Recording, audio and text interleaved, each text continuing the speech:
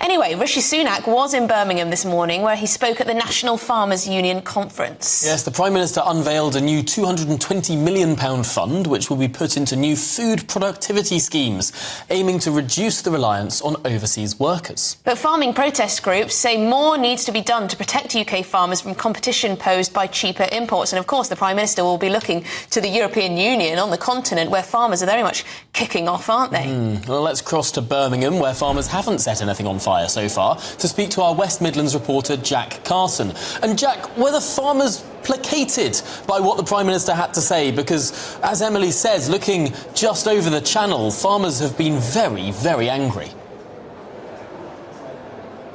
Yeah, of course, more protests, aren't they, kicking off today in the likes of Greece and Poland with those farmers on the continent. Certainly things a lot more calmer here, particularly in the room, of course. A lot of the farmers telling me they are aware, of course, that Rishi Sunak in that room today very much also trying to get votes ahead of the inevitable general election this year. But he did come with promises, did come with commitments, of course, once again committing to that £2.4 billion worth of support financially for farmers, that he says he's committing to giving every single penny of that money to farming, as he promised, each financial year, of course. Further funding, the government are saying their largest ever grant offer for farmers coming in the next financial year, totalling £427 million. That includes, as you mentioned, Tom, doubling that investment in the likes of productivity schemes. And what was really important, one of the things that went down particularly well with not only, of course, the NFU President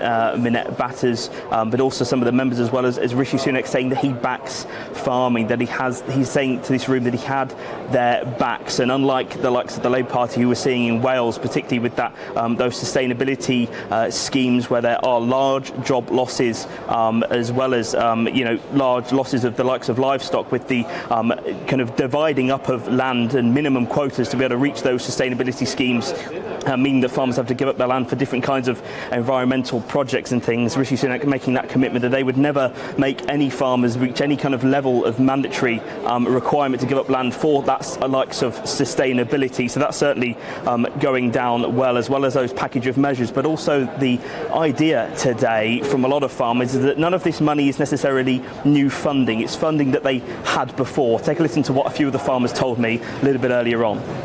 The grants will. We'll look at them at getting new machines in and try and make life a bit easier with them, but the general public never really get to hear from farmers saying like what we're going through and how it's difficult for us, so I think it's good. I don't think he said anything out of miss. Yeah, the money would be good as long as they come through with it, but it's all money that we've already had, and it was taken away, so they're just giving us back what we already had previously. So but yeah, I'm not sure.